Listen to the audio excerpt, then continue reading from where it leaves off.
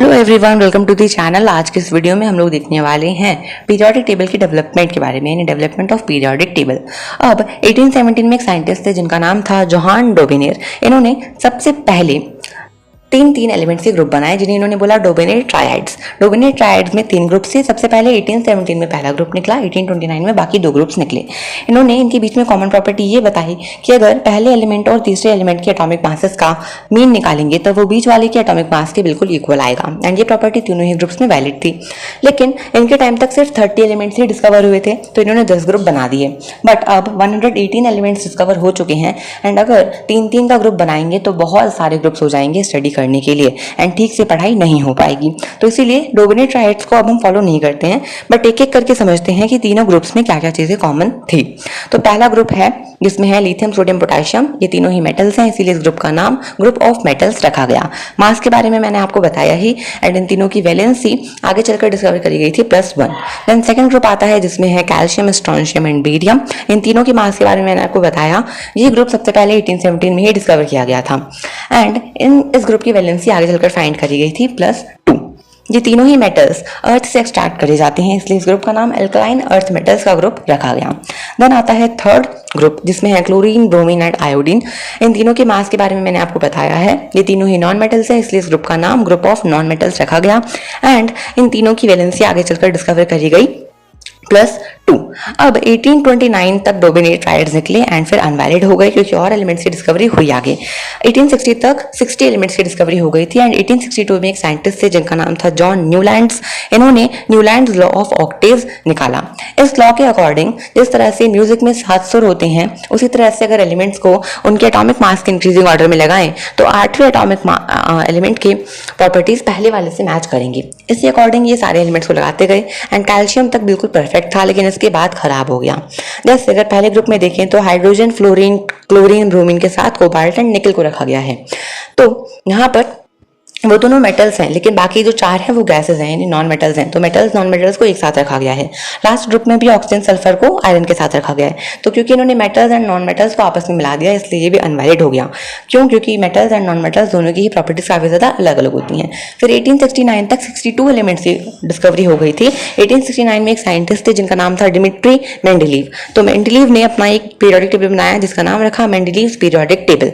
इसमें भी इन्होंने एटॉमिक मास के इंक्रीजिंग ऑर्डर में ही सारे एलिमेंट्स को रखा, बट जिन एलिमेंट्स का एटॉमिक मास मैच नहीं हो रहा था इनको उन्होंने आगे कर दिया और तब इन्हें पता चला कि यहाँ पर कोई और सा एलिमेंट आ सकता है, यानी अभी एलिमेंट्स की डिस्कवरी नहीं हुई है। जो न्यूलैंड थे उन्होंने कहा था आगे और कोई एलिमेंट डिस्कवर नहीं होगा, लेकिन इन्होंने कहा कि आगे एलिमेंट्स डिस्कवर हो सकते हैं एंड नोबल गैसेस भी डिस्कवर हो सकती हैं जो किसी के साथ रिएक्ट नहीं करती। एंड ऐसा ही हुआ और एलिमेंट्स डिस्कवर हुए और भी गैसेस डिस्कवर हुई। अब अगर हम सिलिकॉन का एग्जांपल देखें तो जब इन्होंने टेबल बनाया तब सिलिकॉन के बाद जर्मेनियम की डिस्कवरी नहीं हुई थी। तो सिलिकॉन के बाद इन्होंने एका सिलिकॉन लिखा एंड एका का मतलब होता है नेक्स्ट। अब इन्होंने एका सिलिकॉन की जो प्रॉपर्टीज बताई थी वो प्रॉपर्टीज बिल्कुल जर्मेनियम के साथ मैच हुई। अब ये बढ़िया तो था, लेकिन एक इसमें मिस्टेक आई कि जो कोबाल्ट था उसका मास निकल से थोड़ा ज्यादा था और इन्होंने उसको पहले रख दिया जबकि आगे रखना था, तो यहाँ पे ये अनवैलिड हो गया। फिर in the year 1869 same year में ही इन्होंने मॉडर्न पीरियोडिक टेबल की डेवलपमेंट करी, यानी जो पीरियोडिक टेबल हम अब पढ़ते हैं उसे बनाया।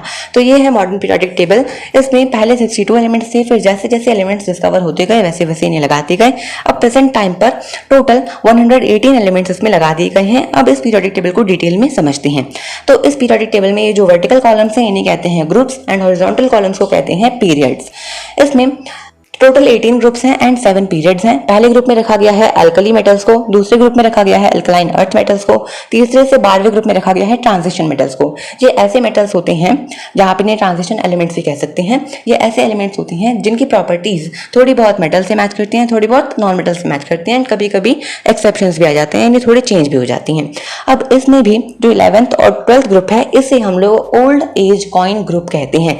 क्यों? क्योंकि इसमें ऐसे एलिमेंट्स हैं जिनसे पुराने समय में सिक्के बनाए जाते थे, जैसे कॉपर, सिल्वर, गोल्ड, जिंक, ये सब। देन 13, 14, 15 इन सब में mainly metalloids, metals, non metals ये सब हैं। 16th ग्रुप में ऐसे एलिमेंट्स हैं जो ओर्स बनाते हैं। ऑक्सीजन एंड सल्फर सबसे ज्यादा ओर्स बनाते हैं, इसलिए इस ग्रुप को नाम दिया गया है ओर फॉर्मिंग ग्रुप, यानी कि हैलोजेंस। देन 17th ग्रुप में ऐसे एलिमेंट्स को रखा गया है जो सॉल्ट बनाते हैं, इसलिए इस ग्रुप का नाम रखा गया है सॉल्ट फॉर्मिंग एलिमेंट्स या हेलोजेंस। द 18th ग्रुप में है नोबल गैसेस, इसलिए इस ग्रुप को जीरो ग्रुप भी कहते हैं क्योंकि नोबल गैसेस किसी के साथ रिएक्ट नहीं करती, एंड नोबल गैसेस को हम लोग इनर्ट गैसेस भी कहते हैं। देन नीचे जो दो ग्रुप दिख रहे हैं, पहला ग्रुप है 6th पीरियड का 57 एलिमेंट से 70 एलिमेंट तक, एंड सेकंड है 7th पीरियड का 89 एलिमेंट से 102 एलिमेंट तक।